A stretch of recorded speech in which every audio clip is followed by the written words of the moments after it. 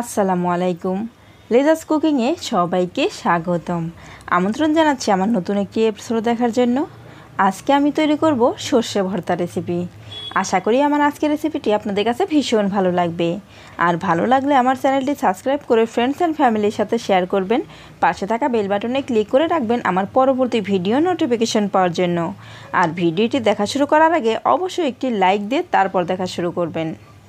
তো এর জন্য চুলায় একটি প্যান বসিয়ে দিয়েছি আর এখানে দিয়ে দিয়েছি সরিষার তেল।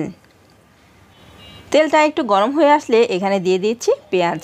আর পেঁয়াজটাকে আমি মাঝখান থেকে টুকরো করে নিয়েছি। অ্যাড করে দিচ্ছি রসুনের কোয়া। আর এখানে আমি 5-6 কোয়া রসুন নিয়েছি।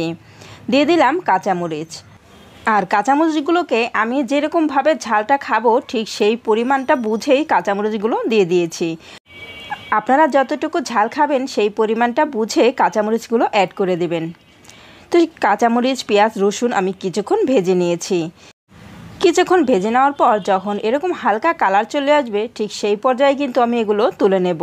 এর চেয়ে বেশি আর ভাজার কোনো প্রয়োজন নেই। এর চেয়ে বেশি ভাজলে পেঁয়াজের যে একটা ঝাঁজ আছে সেই ঝাঁজটা কিন্তু নষ্ট হয়ে যাবে। সেজন্য এর চেয়ে বেশি আর আমি ভাজবো না। আপনারা চাইলে কিন্তু আরেকটু কড়া করেও ভেজে নিতে পারেন।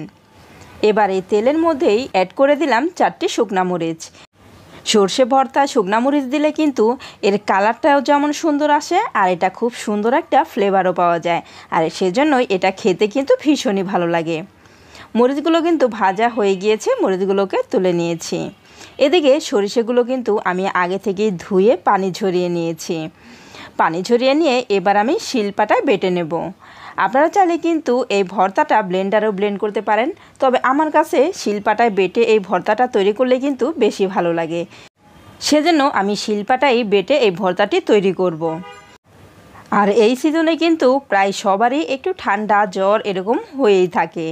আর যদি আপনারা ঠান্ডা লাগার পর এই সর্ষে ভর্তাটি তৈরি করে খান তাহলে কিন্তু নিমিষেই এই ঠান্ডা জ্বর সব কিন্তু সেরে যাবে। এই ভর্তাটা কিন্তু একেবারে ঔষধের মতো কাজ করবে। এবার এখানে একটু পানি অ্যাড করে দিচ্ছি, এতে করে সরিষাগুলো খুব ইজিভাবে বাটা হয়ে যাবে। আর এই সরিষা ভর্তা বানানোর আগে সরিষাগুলোকে আপনারা 10 মিনিট ভিজিয়ে রাখবেন। এতে করে এই সরিষাগুলো বাড়তে আরও ইজি হবে। এবার আমি শুকনা মরিচগুলো নিয়ে নিচ্ছি। আর এই শুকনা মরিচের মধ্যে দিয়ে দিলাম স্বাদমতো লবণ। এবার লবণ দিয়ে এই শুকনা মরিচটাকে আমি আগে বেটে নেব। এতে করে মরিচগুলো আর বিচি সহকারেই একটু ভালো করে বেটে নিলে কিন্তু এগুলো আর আস্ত থাকবে না। এবার এই মরিচের মধ্যে একটু পানি দিয়ে দিচ্ছি, এতে করে কিন্তু মরিচের বিচি সহকারে খুব তাড়াতাড়ি গলে যাবে। এবার এখানে সেই কাঁচামরিচ, পেঁয়াজ, রসুন আমি এখানে দিয়ে দিচ্ছি। এবার এগুলোকে বেটে নেব। আর এগুলো বেটে নেওয়া কিন্তু একদমই সহজ, এগুলো কিন্তু একদম নরম হয়ে গিয়েছে, এগুলো বাটতে কোনো কষ্ট নেই। খুব তাড়াতাড়ি কিন্তু এগুলো বাটা হয়ে যাবে। তো ফ্রেন্ডস, যারা এই পর্যন্ত আমার ভিডিওটি দেখছেন অথচ লাইক দেন নাই তারা প্লিজ একটি লাইক দিয়ে দেবেন। আর যারা এখনও আমার চ্যানেলটি সাবস্ক্রাইব করেন নাই তারা প্লিজ আমার চ্যানেলটি সাবস্ক্রাইব করে দেবেন। তো আমি সবগুলোই কিন্তু একবার করে বেটে নিয়েছি। এবার সবগুলো উপকরণ একসাথে এভাবে মিক্স করে নিতে হবে। এভাবে মিক্স করে নেওয়ার পর আমি আবারও সবগুলো বেটে নেব। আর এবার বেটে নিলেই কিন্তু আমাদের ভর্তাটা একেবারে রেডি হয়ে যাবে। আর একবারে মিহি হয়ে যাবে, এখানে আর কোনো কিছু আস্ত থাকবে না। একটু ভালো করে বেটে নিলে কিন্তু 2 বারেই হয়ে যায়। আর যদি ভালো করে না বাটা হয় তাহলে 3 থেকে 4 বার বাটতে হবে। তো আমার ভর্তাটা কিন্তু 2 বারের মাথায় কিন্তু বাটা হয়ে গিয়েছে। তো আমার এই ভর্তাটা কিন্তু একেবারে মিহি হয়ে গিয়েছে, আর কিন্তু বাড়তে হবে না। এবারে ভর্তার মধ্যে দিয়ে দিচ্ছি সরিষার তেল। আর এতে করে কিন্তু এই সরিষার ঝাঁজটা কিন্তু আরও দ্বিগুণ বেড়ে যাবে। এতে করে এটা খেতেও ভীষণ ভালো লাগবে। এবার এখানে অ্যাড করে দিলাম স্বাদমতো লবণ। আর আমার এই ভর্তার মধ্যে লবণ লাগবে সেজন্য আমি লবণটা অ্যাড করে দিয়েছি। আপনাদের যদি না লাগে তাহলে আর দেওয়ার প্রয়োজন নেই। লবণ আর তেল দিয়ে আমি খুব ভালো করে মিক্স করে নিচ্ছি। খুব ভালো করে মিক্স করে নিতে হবে যেন কোথাও বাকি না থাকে। ভালো করে মিক্স করে নেওয়ার পর আমি এই ভর্তাটাকে তুলে নিচ্ছি। আর এই ভর্তাটা কিন্তু আমার একেবারে পুরোপুরি রেডি। এবার এই ভর্তাটাকে গরম গরম ভাতের সাথে খাওয়ার পালা।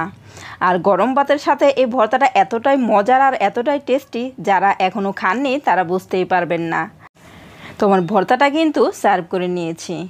তো ফ্রেন্ডস, আমার আজকের রেসিপিটি আপনাদের কাছে কেমন লেগেছে অবশ্যই আমাকে কমেন্ট করে জানাবেন।